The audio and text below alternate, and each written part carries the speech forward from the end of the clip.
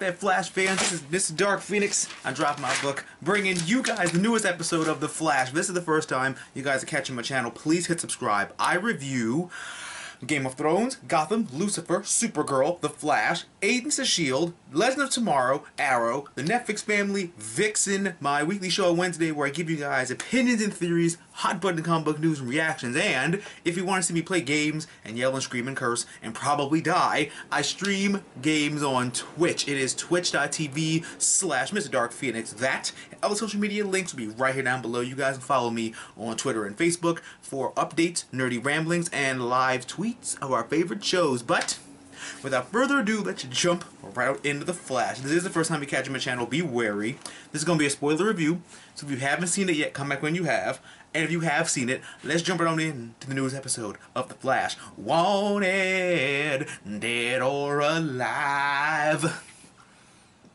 I am not the only person that made that comparison. And if you're saying no, you're a damn liar. But I love you anyway. So Julian, I always knew Julian was going to be a part of Team Flash. He was a total piece of shit when he first came on the show. But in the back of my head, I was always like, yeah, he's going to be a member of Team Flash. And now that he's lessened as a piece of shit, you know what he is? He is, I forget which one it is.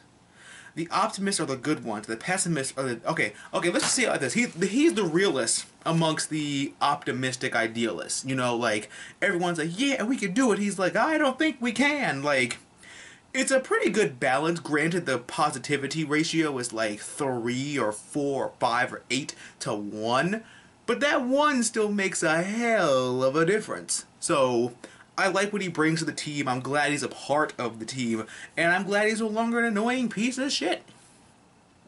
What's it gonna do when Daddy Savitar comes back, though? He gonna be a scared hoe when Daddy comes home. Bitch, did you work with Team Flash? No, Daddy Savitar. Please don't smack me across different parts of town. Enter Gypsy, and oh, for the love of God, Cisco's in love again. I feel so bad for fucking Cisco. Barry gets to whip his dick out and fuck the timeline at least 2 or 3 times a season.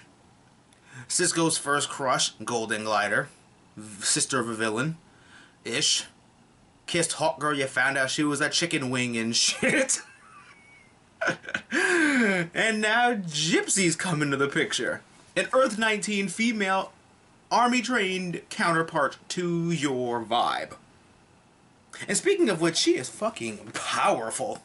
That's what I love about shit like this. Shows like The Flash, or just shows like this in general, who introduce a new character with a whole different spin, but yet have the same powers as another person and does them in a way that you can't. She just proved that Cisco is like the most powerful character on the show. Gypsy stopped Wally mid-run, and she was like booping and bopping and teleporting back and forth and shit. And I was like, okay, let's talk about how she stopped Wally, though. Like, I can't wait for Cisco to improve, and or when they visit a future timeline and Cisco's that powerful probably anyway, so. We're going to talk about they fight later, though. Trial by combat. I was like, who has the mountain? That is the only way to guarantee yourself a trial by combat. I wonder if they were going to put that joke in. Like, I challenge you to trial by combat. I have the mountain. Like, they've mentioned The Walking Dead, so Game of Thrones shouldn't be too far off, right?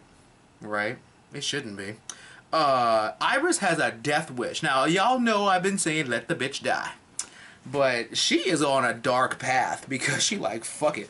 I'ma die in 4 months anyway. I might as well make the best of it. Or she knows how the timeline works and says she's not supposed to die up until that date.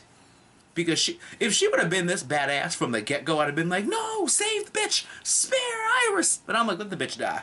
But she walked up to a dude with a gun like, you know what? I'm not gonna die today. What? I'm not walking in front of a gun like, I'm not gonna die. You gonna pull that trigger? And it's like, Miss Iris, where were those balls before?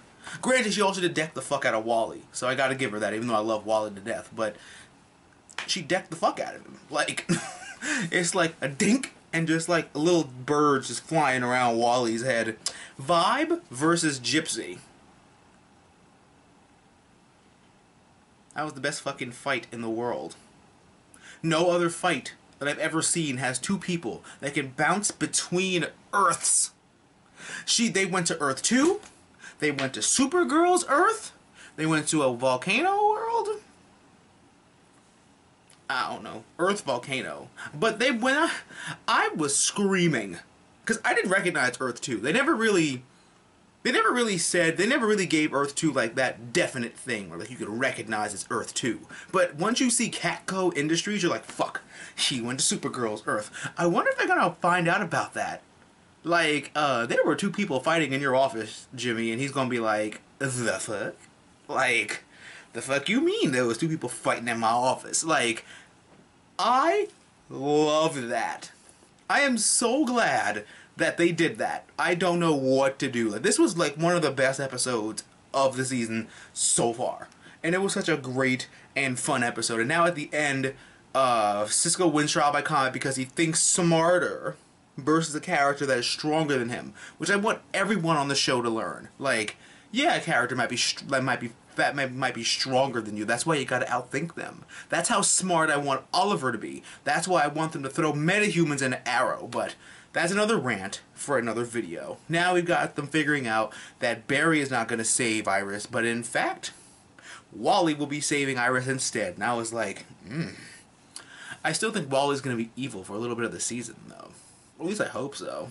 He's getting face tested for a new mask, so it's not like they're gonna change his costume like mid-season. Like you get face tested when you get face makeup. Like on Teen Wolf, like they have to sit in the chair with that clay around their face so they can do like the werewolf lines and shit. So hopefully Wally becomes evil for a little bit because that'll also change the timeline. But I freaking love this episode. What did you guys think? Comment down below and let me know.